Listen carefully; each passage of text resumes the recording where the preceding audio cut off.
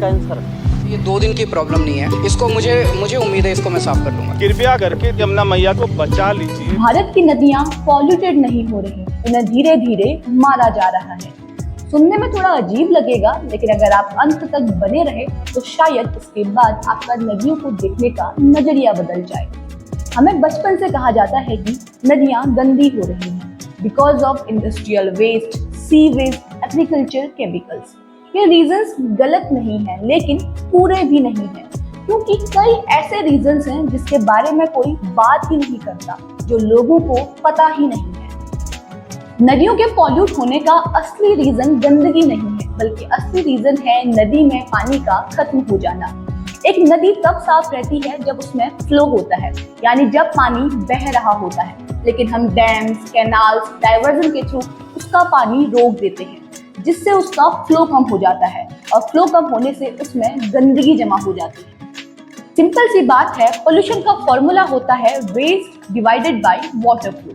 मतलब जितना ज्यादा वेस्ट और जितना कम पानी, उतना ज्यादा पोल्यूशन। वेस्ट सेम हो सकता है, लेकिन अगर पानी कम हो गया तो पोल्यूशन ऑटोमेटिकली बढ़ जाएगा। सेंट्रल पोल्यूशन कंट्रोल बोर्ड के अकॉर्डिंग भारत की 605 में से आधी नदियां पोल्यूटेड हैं, और अगर बात करें विश्व स्तर पर तो ग्लोबल वाटर क्वालिटी इंडेक्स में भारत 122 देशों में से 120वें स्थान पर है।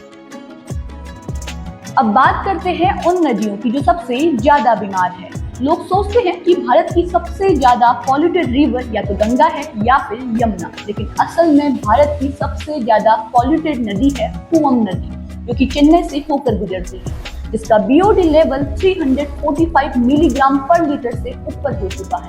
इस नदी को कभी द थैम्स ऑफ साउथ इंडिया कहा जाता था, लेकिन आज ये एक नाले से ज्यादा और कुछ भी नहीं है। और यमुना, जिसे दिल्ली की लाइफलाइन कहा जाता है, जनवरी 2026 में दिल्ली पोल्यूशन कंट्रोल कमेटी की एक रिपोर्ट सामने आई। वैसे तो ये रिपोर्ट नवंबर या फिर दिसंबर 2025 में आनी, लेकिन गवर्नमेंट ने इसे महीनों तक जारी ही नहीं किया, और जब जारी किया तो एक बहुत बड़ा खुलासा हुआ कि यमुना नदी का फीकल कॉलिफॉर्म लेवल 92,000 एमपीएन पर 100 ml तक हो गया है, यानी कि सेफ लिमिट से 37 गुना ज्यादा। आईएसबीटी ब्रिज और असगरपुर जैसे इलाके में डिसॉल्व ऑक्सीजन 0 पाई गई।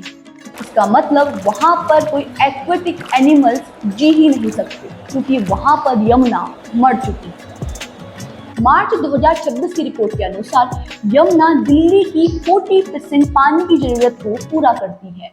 फिर भी जनवरी में अमोनिया लेवल में स्पाइक आई, 6 वाटर ट्रीटमेंट प्लांट्स को बंद करना पड़ा, और पूरी दिल्ली की वाटर सप्लाई डिसरप्टेड हो गई।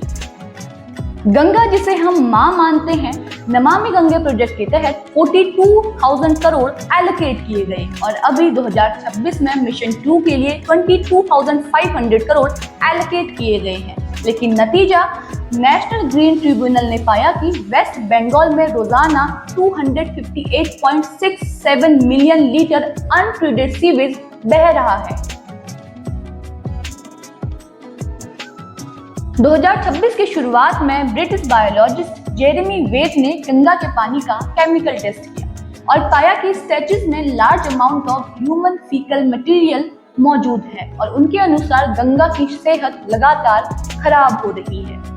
और गंगा बेसिन में माइक्रोप्लास्टिक 0.028 to 0.053 पार्टिकल्स पर लीटर तक डिटेक्ट हुए हैं। अब मुंबई चलते हैं। मुंबई की मीठी रिवर, जो कि एक टाइम पे नेचुरल फ्रेश वाटर रिवर हुआ करती थी, लेकिन आज ये एक गार्बेज ड्रेन बन चुकी है। प्लास्टिक, सीवेज, इंडस्ट्रियल वेस्ट सब कुछ इसमें डाला जा रहा है। लेकिन असली प्रॉब्लम है अनकंट्रोल्ड अर्बनाइजेशन और एनक्रोचमेंट। नदी के पास बड़ी बड़ी बिल्डिंग्स बना दी गई हैं, जिससे उसका रास्ता श्रिंक हो गया है, और अब वो अपने आप को क्लीन कर ही नहीं पाती। अब राजस्थान की जो जारी नदी की कहानी सुनो। यहाँ 700 से ज्यादा इंडस्ट्रीज का वेस्ट डायरेक्टली और इनडायरेक्टली नदी में डाला जा रहा है, और रिजल्ट, नदी का पानी इतना ज्यादा टॉक्सिक हो गया है कि फार्मिंग पूरे तरीके से बर्बाद हो गई है, और पीने का पानी भी जहरीला हो गया है। इसके बाद अहमदाबाद की साबरमती नदी, हैदराबाद की मूसी नदी, 90% तक सीवेज बन चुकी हैं, पानी नहीं।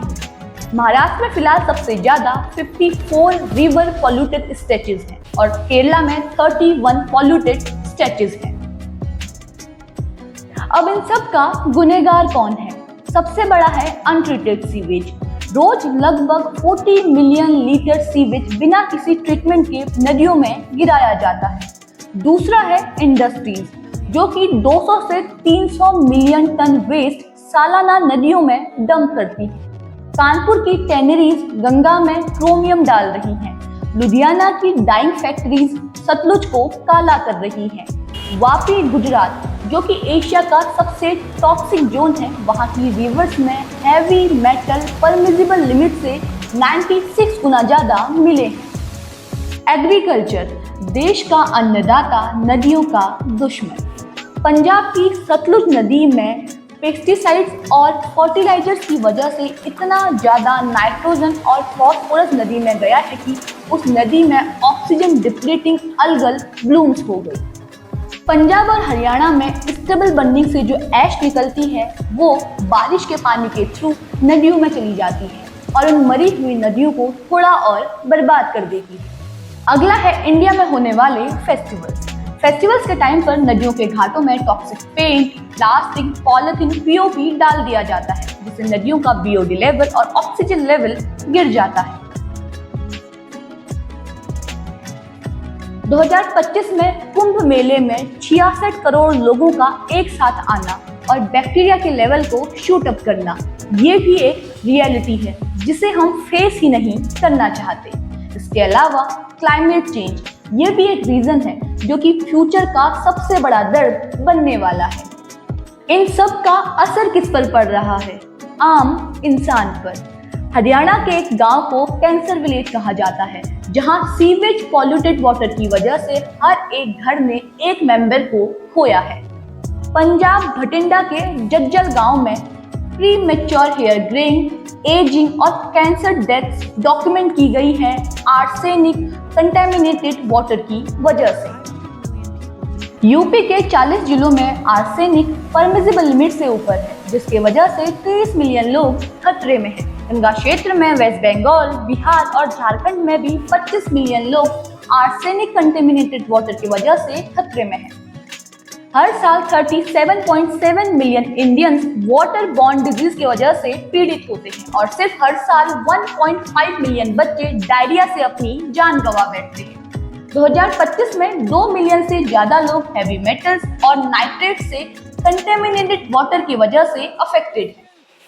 2024 के एनवायरमेंटल परफॉर्मेंस इंडेक्स में इंडिया 180 देशों में से 116वें स्थान पर है अनसेफ ड्रिंकिंग वाटर एक्सपोजर के मामले में। एक नदी सिर्फ नदी ही नहीं होती, वो पूरे इकोसिस्टम को अफेक्ट करती है। अब यहाँ पर एक हिडन लेयर को समझो। पोल्यूशन हमेशा दिखाई नहीं देता। कई इंडस्ट्रीज कभी भी वेस्ट को डायरेक्ट नदी में नहीं डालती, वो पहले केमिकल्स को ग्राउंड वाटर में इंजेक्ट करती हैं और फिर धीरे धीरे वही पॉल्यूटेड वाटर नदी तक पहुंचता है।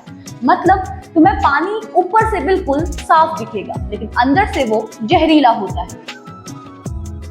बीच में एक वक्त ऐसा भी आया था जब नदियों की सिचुएशन थोड़ी बहुत बेटर होने लगी थी और वो वक्त था कोविड लॉकडाउन का, जब इंडस्ट्रीज बंद थी, ह्यूमन एक्टिविटी ऑलमोस्ट जीरो थी। तब भारत की कई नदियां अपने आप क्लीन होने लगी थी। लोगों ने यमुना की तस्वीरें शेयर की, गंगा का पानी साफ होने लगा और नदियां सांस लेने लगी। लेकिन जैसे ही लॉकडाउन खुला, हालात फिर से बदल गए। इसका मतलब प्रॉब्लम और कोई नहीं, सिर्फ हम इंसान हैं। अगर हम चाहें तो नदियों को रिकवर कर सकते हैं। तो अगर हम सारी चीजों को जोड़कर देखें तो प्रॉब्लम सिर्फ इतनी ही नहीं है कि हम नदियों में गंदगी डाल रहे हैं। प्रॉब्लम ये है कि हम उन्हें जीने ही नहीं दे रहे। हम उनका पानी ले रहे हैं, उनका फ्लो रोक रहे हैं, ग्लेशियर्स पिघल रहे हैं और हम आंखें बंद करके बैठे हैं। फेस्टिवल्स में जहर डालते हैं और फिर धर्म का नाम लेते हैं, उनका डेटा छुपाते हैं और फिर उम्मीद करते हैं कि वो साफ रहें। ये सब पॉसिबल ही नहीं है। अगर हमें नदियों को बचाना है तो हमें उन्हें जीने देना होगा, नहीं तो एक वक्त ऐसा आएगा जब पूरे भारत में सिर्फ सीवेज चैनल्स और पाइपलाइंस होंगी और तब हमें समझ में आएगा कि आखिर हमने खोया क्या है। आपको क्या लगता है कि क्या हम अभी भी नदियों को रिकवर कर सकते हैं या फिर नहीं? अपनी राय को कमेंट बॉक्स में जरूर लिखें और ऐसे ही ग्राउंड रियलिटी कंटेंट से जुड़े रहने के लिए आप हमारे चैनल को जरूर सब्सक्राइब कीजिएगा और अगर आपको वीडियो पसंद आई है तो इसे लाइक एंड शेयर कीजिएगा। Thank you.